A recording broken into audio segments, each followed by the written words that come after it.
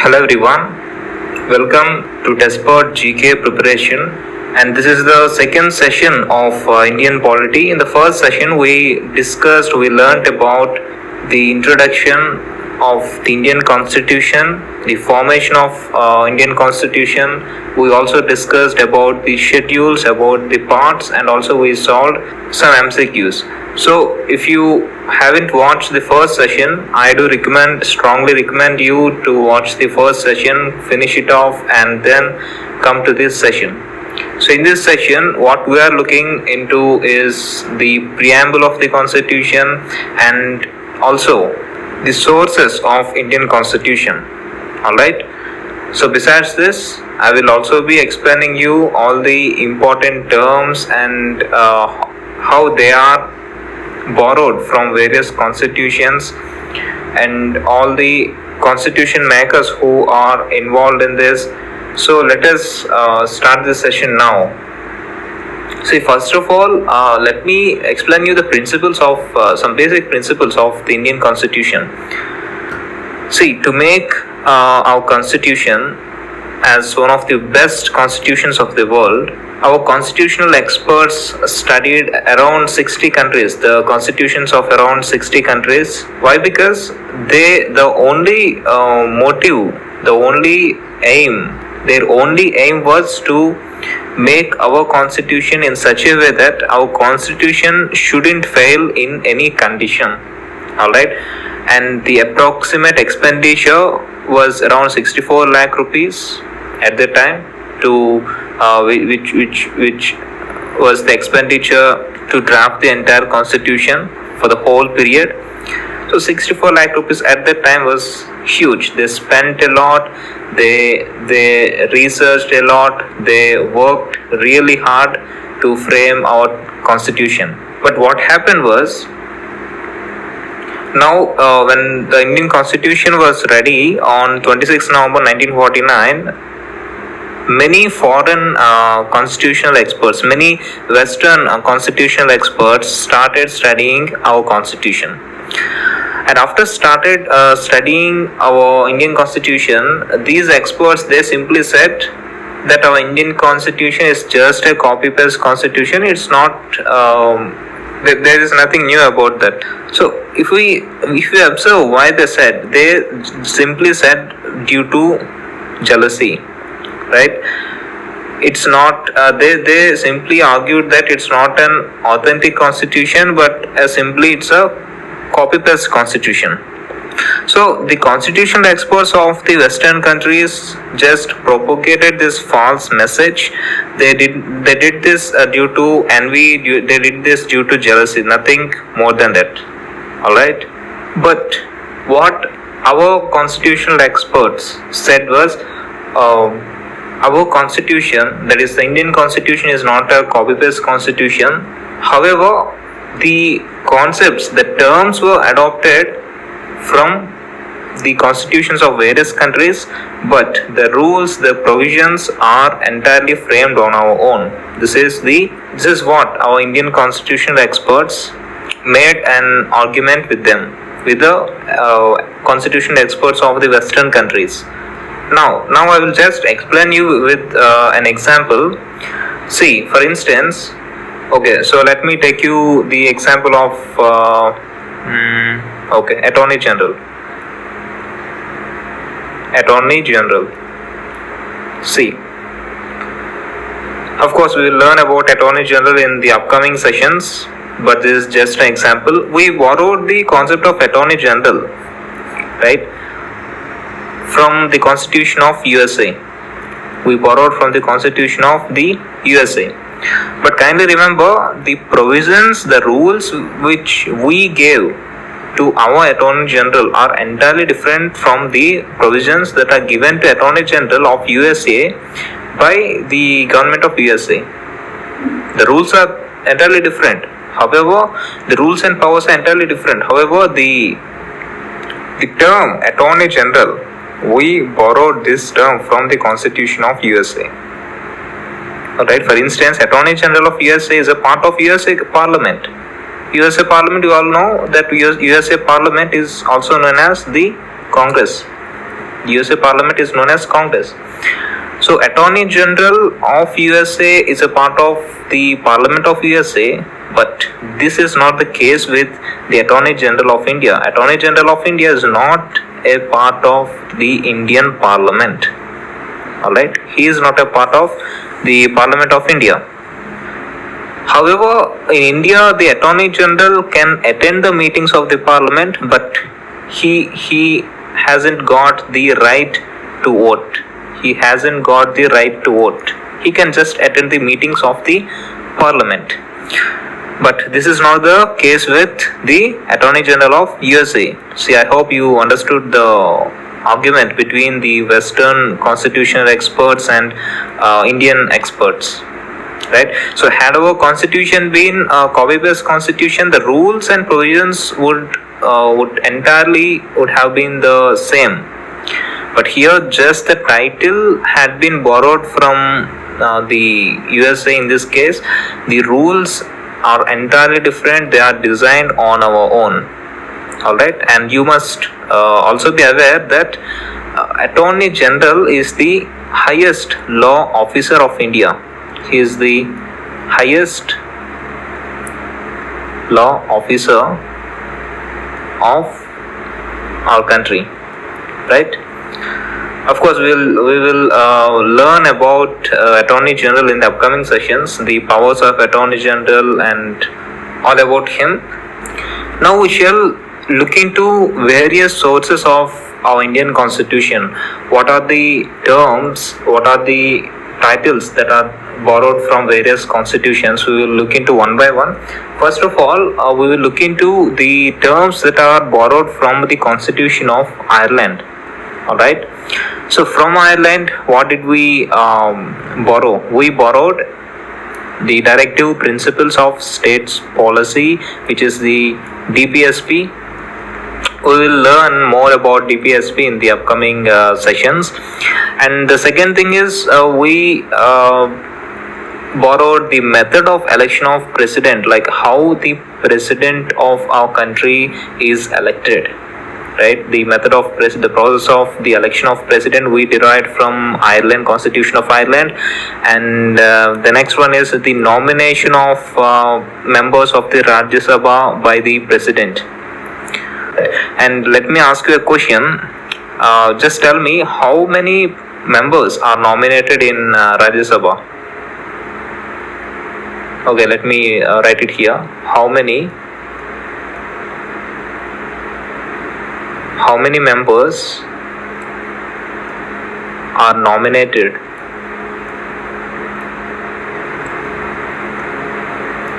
in Rajya Sabha and by whom? How many members are nominated in Rajya Sabha and by whom they are nominated? Just think about it.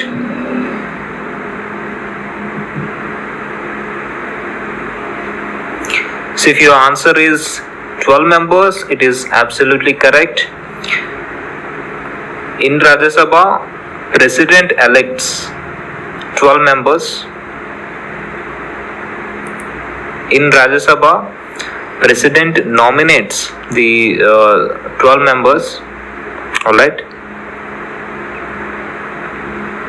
And remaining members are elected.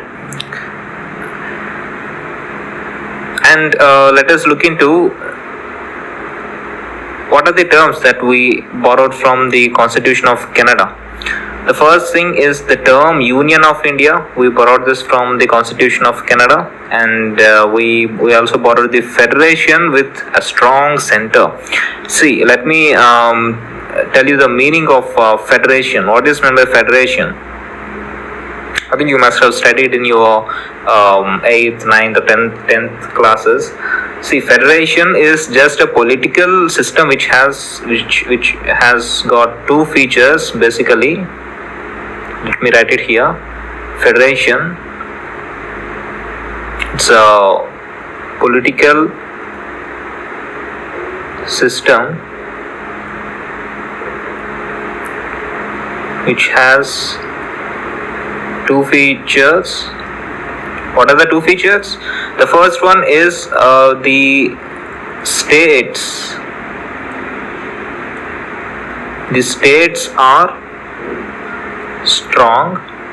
Alright, the states are strong, and the center is weak. Alright, the first one is the states are strong and the center is weak, and also the states have got the right to get separated from the center. This is the first feature. And the second feature of the federal government is there is a division of power. Division of power. I'm extremely sorry with my handwriting. So the second feature is the division of power between the center and the state. Center and the state. See, the first one is the states are strong. Okay, the states are strong and the center is weak. This doesn't happen with India. Alright, this division of power between center and state, this happens with India. The first feature doesn't happen in India. The second feature is still applied in India. That is the reason why India is known as semi-federal government, semi-federal nation, right? Semi-federal type of government. Hope you understood. Why? Because federation has got two main features. The first one is the states are strong and the center is weak. And let me add it here, the states here have got the right to get separated from the government at any point of time. Alright, and the states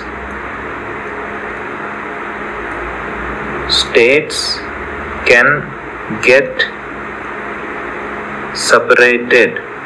Okay, but this doesn't happen with India. So the first feature is ruled out. What about second one? There is a division of power between center and the state government. This happens with India, right? There is a clear division of power between the center as well as the state governments. So second feature is applied in India, followed in India. That is the reason why India is a semi-federal state. Semi-federal.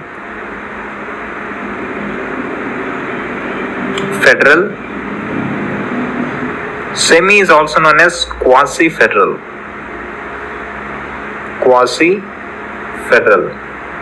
The meaning of quasi and semi both are same. And if I talk, if I just brief you about quasi-federal, the term quasi-federal, this term was coined. The India as a quasi-federal state is just coined by Dr. B.R. Ambedkar. Of course, this is not relevant for examination, but just for your understanding. So Dr. B.R. Ambedkar stated India as a quasi-federal. But see, if we talk about the constitution, the USA, it has got completely federal type of government. In USA, the first feature is applied, the second feature also is applied, and the states have got the right to get separated from the center at any point of time. Of course, no state in USA hasn't got separated from its center till now, because it's very difficult to survive alone. It's very difficult to any state, whether it's developed or it's underdeveloped. It is difficult for any state to survive on its own alone without the help of the center, right? However, we all know that in India, no state has got the right to get separated from the center.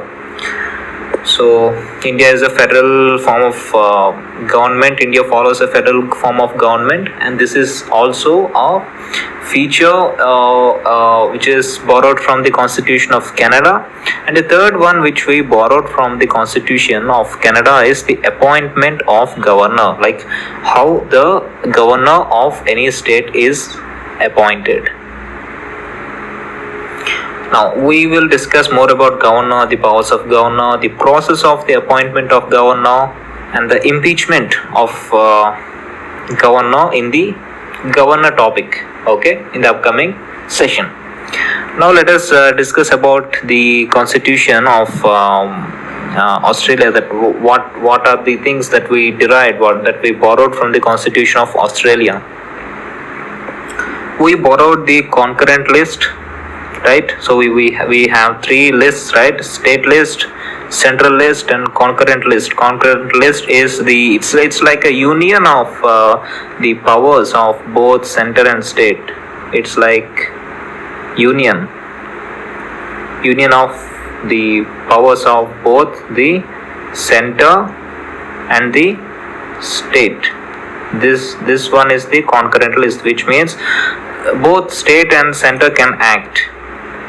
So the second thing is the freedom of trade and commerce. This is also one more thing that we borrowed from the constitution of Australia. And the joint sitting of the parliament, both the houses, joint sitting of the parliament. We will discuss more about this in the upcoming sections. And the last one is the term union of states. We borrowed the term union of states from the constitution of Australia. And if we talk about the constitution of France, we borrowed the republic form of government, and also we borrowed the words such as the ideas of liberty, integrity, fraternity, sovereignty, right, from the constitution of France. And if we talk about the constitution of Russia, then it was USSR at the time of this borrowing.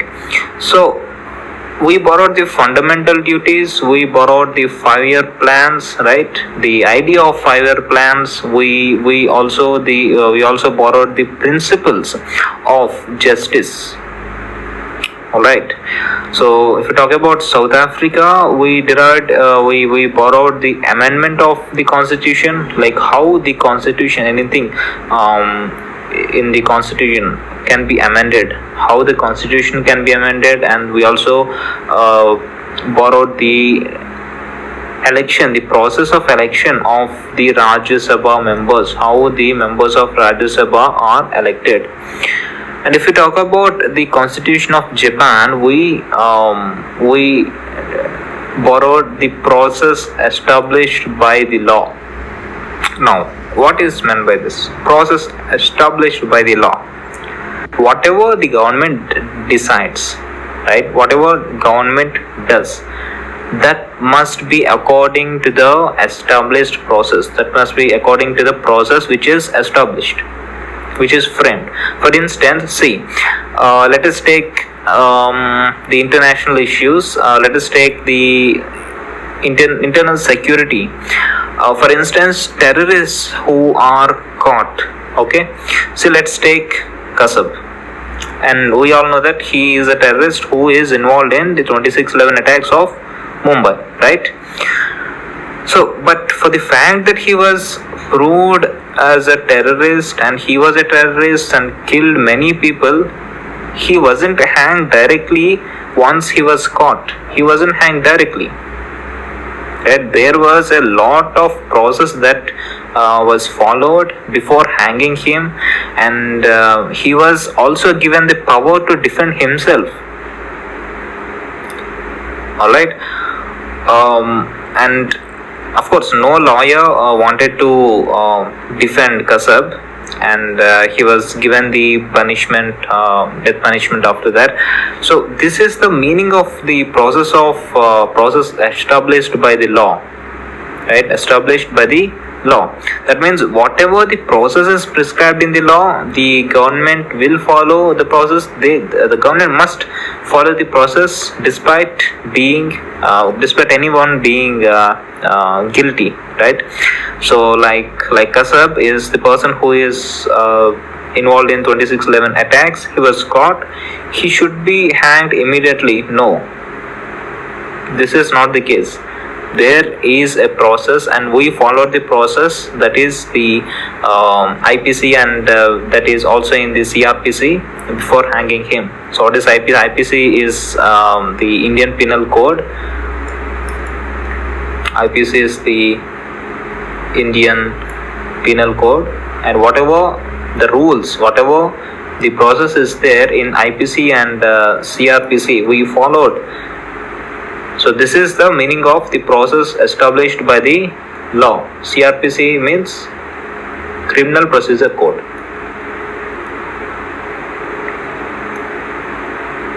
Okay. So hope you understood the meaning of this. Alright.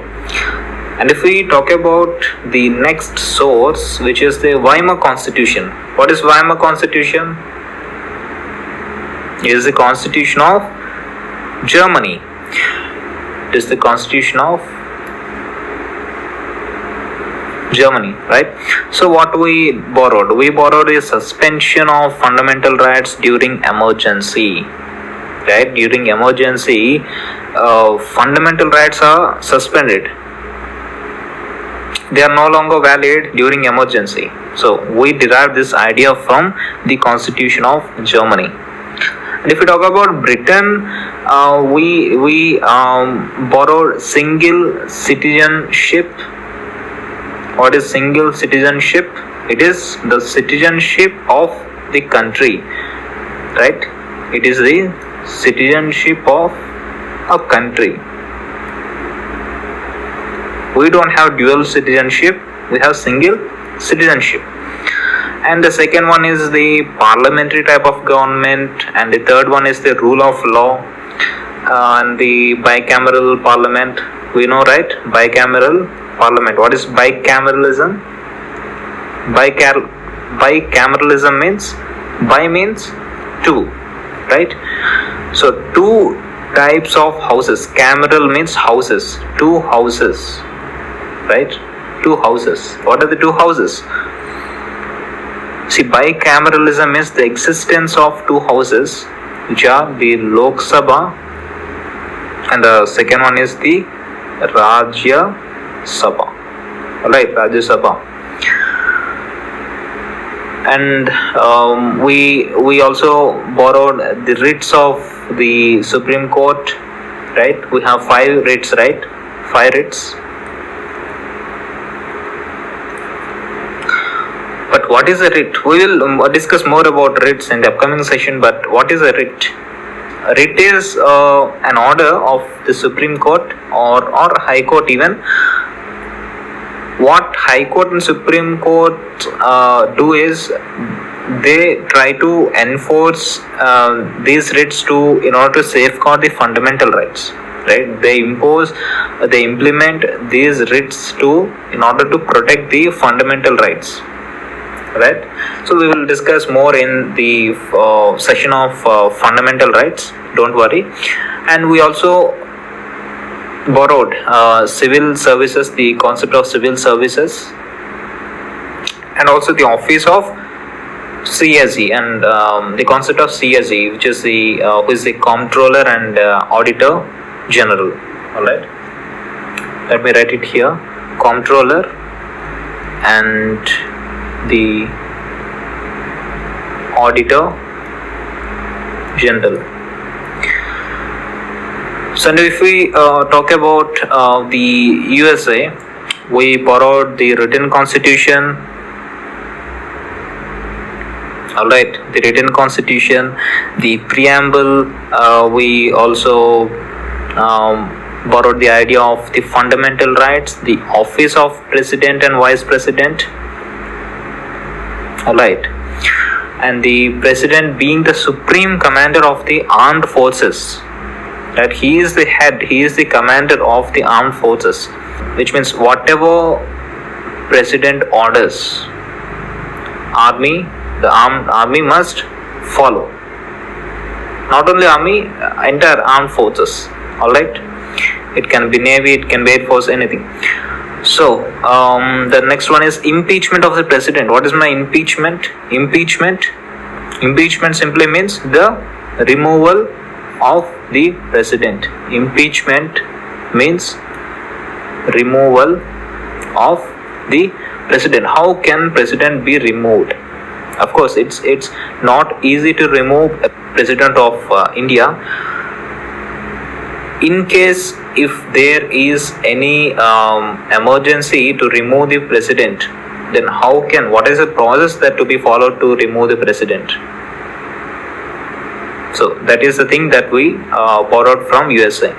We will discuss more about the president, the powers of president, how the president is elected, how can president to whom the president submits his resignation, and how a president can be impeached, can be removed. We will discuss everything in the topic of president.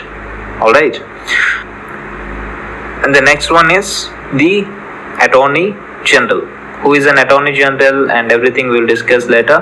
And the independence of judiciary and judicial review. We borrowed this from the Constitution of USA. But what is meant by judicial review? See, when we discuss about Article 13, I will explain you with some good examples. But for time being, what is meant by judicial review? See, for instance, let us take any law, or if any law violates the fundamental rights, it can be any law. If that law violates the fundamental rights, then that law will be cancelled by the Supreme Court. It will be nullified by the Supreme Court. Alright, this is the meaning of judicial review. Hope you understood this. If you take any law, right, even if it is implemented, after implementation, if this law violates, right, if this law violates the fundamental rights of any one of the fundamental rights, any one of the fundamental rights, if this affects the fundamental rights, this law affects the fundamental rights, then this law will automatically be cancelled by the court. Alright, this is the by Supreme Court, by the Supreme Court it will automatically be cancelled. So this is the meaning of judicial review. Okay. And the removal of Supreme Court and High Court judges. So the process, everything we borrowed from the Constitution of USA. And did I miss anything? The judicial review, yeah. See, independence of judiciary. What is meant by independent judiciary? Independent judiciary means that judiciary is the apex. No one should intervene in judiciary, right? Judiciary is also free from the intervention of the executive, even the legislature as well. Judiciary is an autonomous, it is an independent body. That is the meaning of independence of judiciary. Hope you understood. Now, Government of India Act 1935. This is important. Why? Because almost 70% of all the provisions of Indian Constitution are adopted from this Government of India Act. Alright, that is the reason why this act is also known as the blueprint of Indian Constitution. It is known as the blueprint of Indian Constitution because many provisions we adopted, we borrowed from this act. Some of the provisions are important provisions are federal structure. We borrowed the judicial system. We borrowed the Public Services Commission and the emergency powers in the hands of center. So we discussed, right, emergency powers. There are 3 emergency powers. What are the 3? So what are the 3 emergency powers? The national emergency, state, and the financial emergency, right? The national emergency, the state emergency, and the financial emergency. And one thing is, only center can impose any one of any emergency. Only center can impose the emergencies in the country. No state has got the right to impose, even it is in the state. Alright, even within the state it has no right to impose. Only center can impose impose all these emergencies. So that is the meaning of emergency powers in the hands of center. Okay, so these are the important countries from where we borrowed most of the terms, most of the ideas, right, in our constitution. And besides all these countries, we derived many provisions from the Government of India Act 1935. So direct the questions in the asked in the examinations will be direct, like for instance it can be asked like this: we borrowed judicial system from which of the following constitution, or which of the following source? Option A, it will be American Constitution. Option B, from the Britain. Option C, Ireland. And option D is the Government of India Act, GOI 1935. Okay, 1935. So the correct answer would be this one.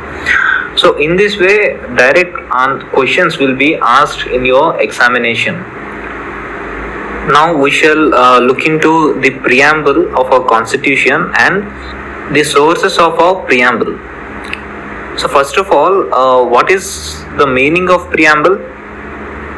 See, whenever you open a book, right, so what do you find? You find the first page of the book. And what do you find on the first page of the book? It is you find the preface of the book, right? It's the preface of the book, and preface means introduction. So what is it tells us about the entire book, what is the book all about, and what is the viewpoint of the author and everything. So that is the introduction, that is the preface part.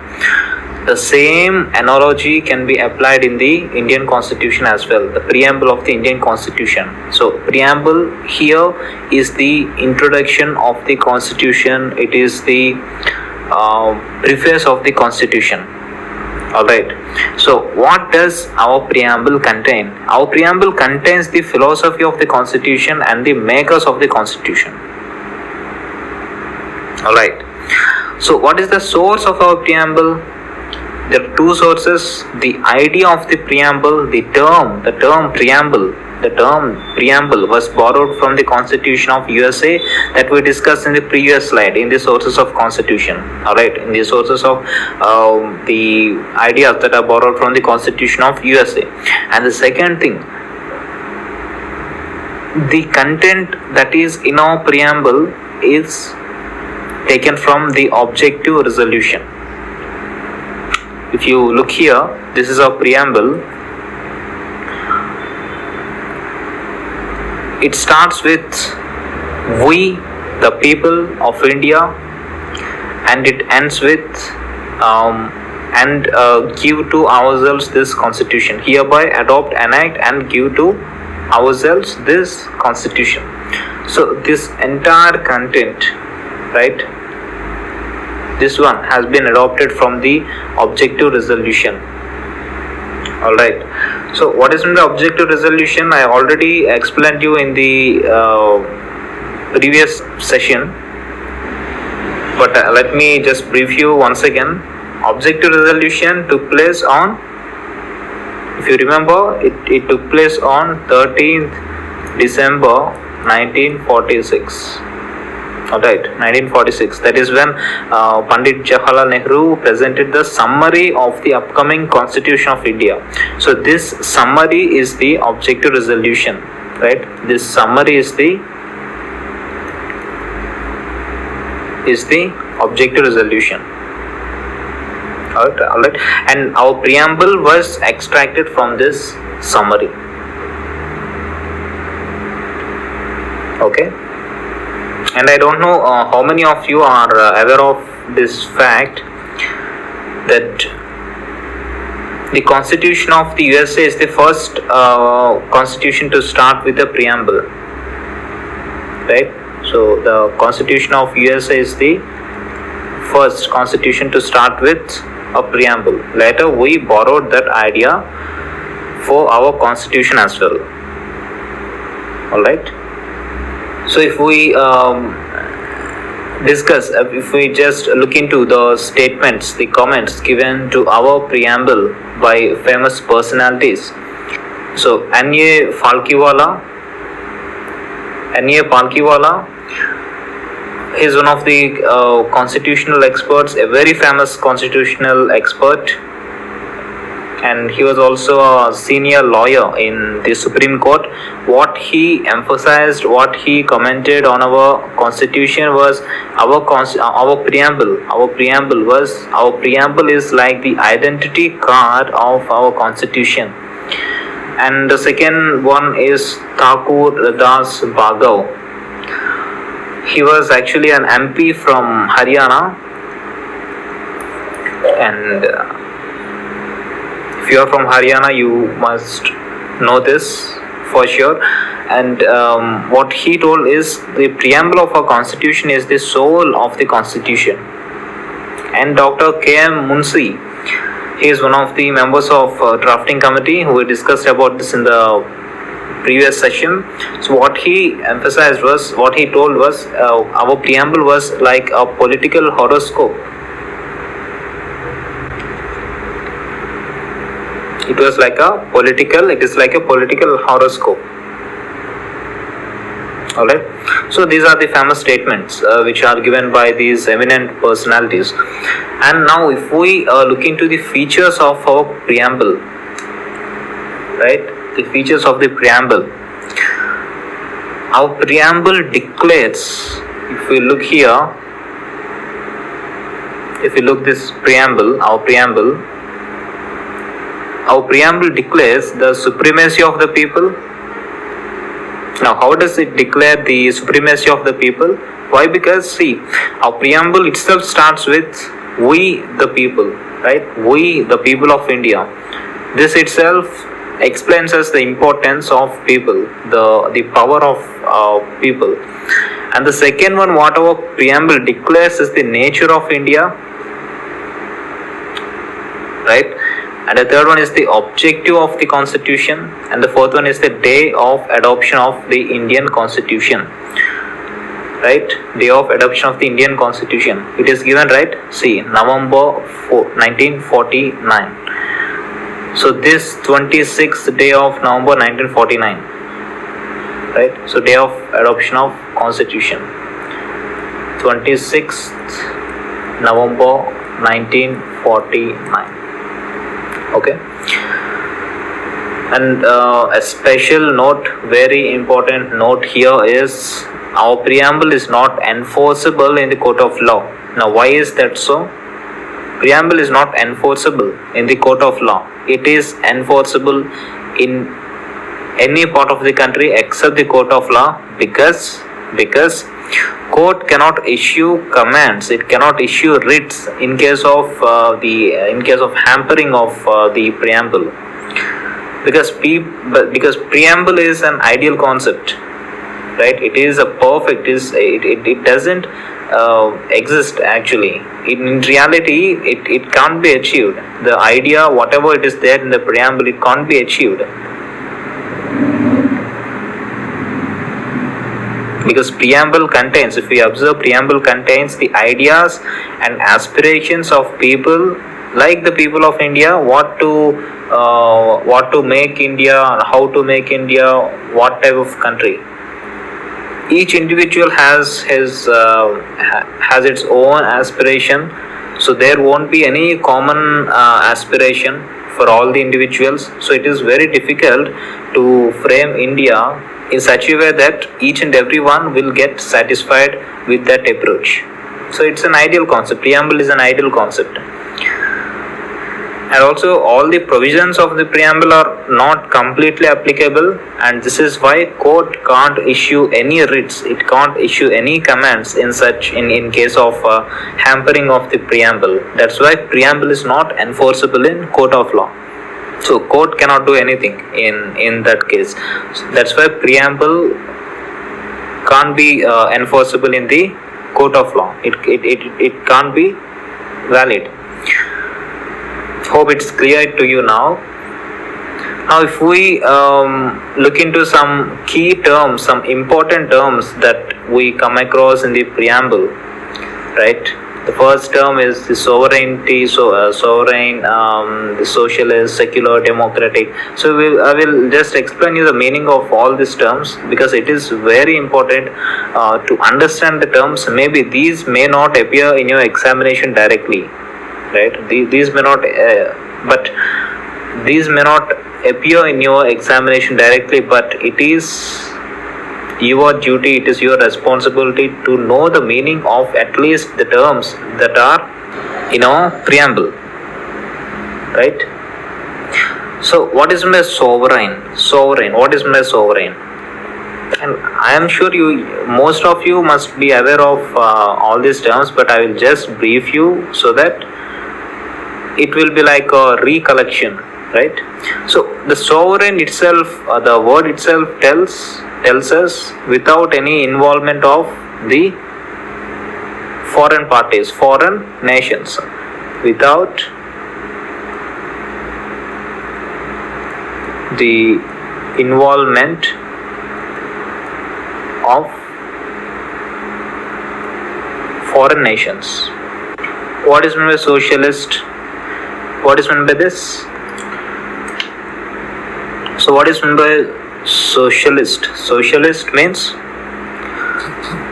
there is no social discrimination. So social equality. There is no social discrimination on the grounds of religion, on the grounds of color or any caste, gender, right? And if we talk about secular means all the religions are treated in a equal way, with equal respect. What is meant by democratic? Democratic means elected by the people of the country, people of the nation. What is meant by republic? Republic simply means the head of the country is elected, will be elected. Head of the nation will be elected. Who is the head of the nation? He is obviously the president. Alright. So that's why India is a democratic and a republic country, because we will find both democracy and a republic form of government. We have got the democracy as well as the republic form. In India, the head of the nation is the president. The head of the government is the prime minister. Don't get confused. Okay, head of the government is the prime minister, whereas the head of the nation is the president. Alright. And what is justice? We all know our constitution ensures three types of justice. The first one is the social justice, the second one is the economic justice, and the third one is the political justice.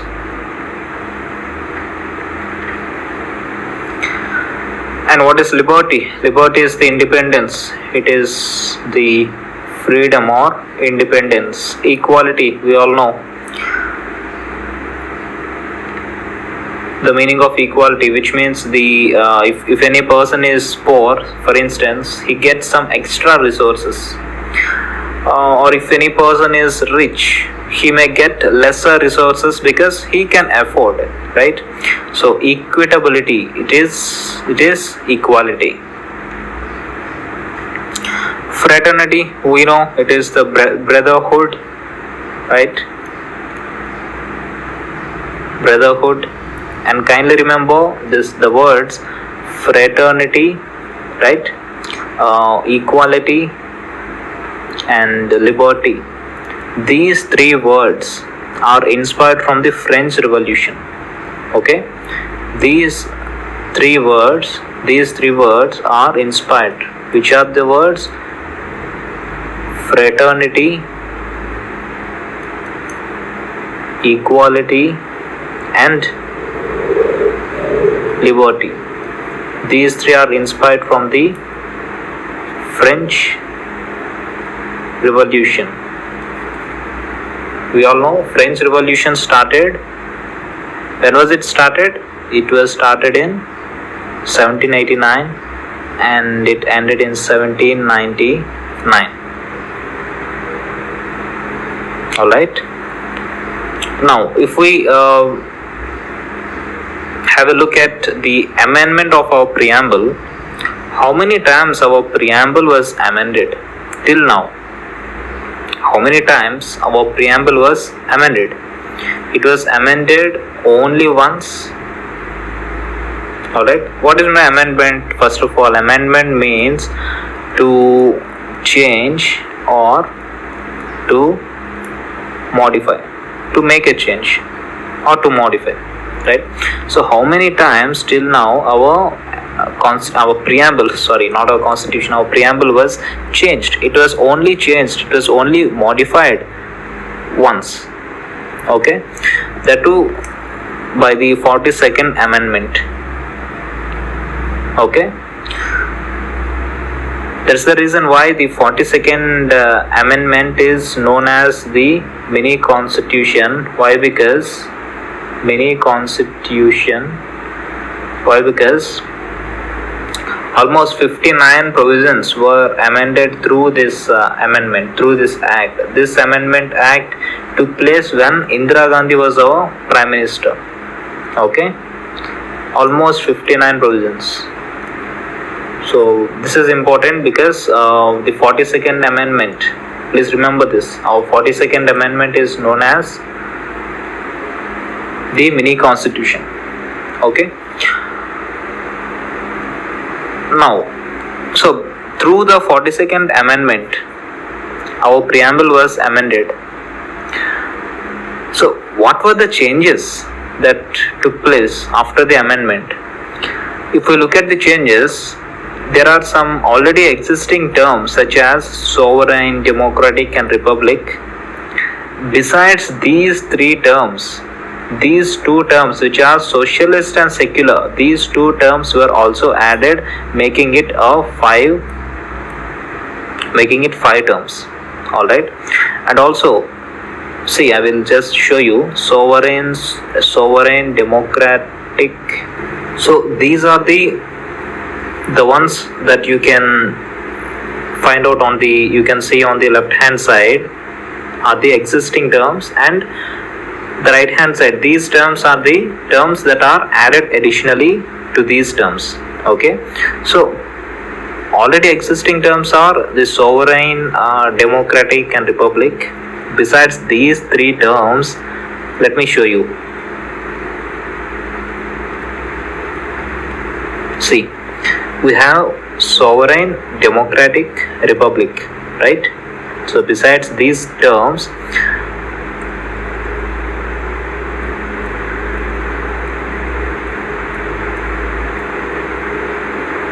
what are the terms that are added? Socialist and secular, right? Socialist and secular. So here, this is not the updated version of the preamble. So here, if you look at the updated version, you can find out two more terms which are socialist and secular. Alright, and one more modification that is done through the 42nd Amendment Act is the unity of nations. You can find out here, right? Unity of nations, and with this unity, one more word was added, which is the integrity, and now the updated term became unity and integrity of the nation. Unity and integrity. Integrity is the new word that is came into picture. Alright, so unity of the nation and integrity. So that's all, guys. Hope you understood this. Hope everything is clear to you now, and if you have any doubts you can just ask me in the doubt section. So thank you very much.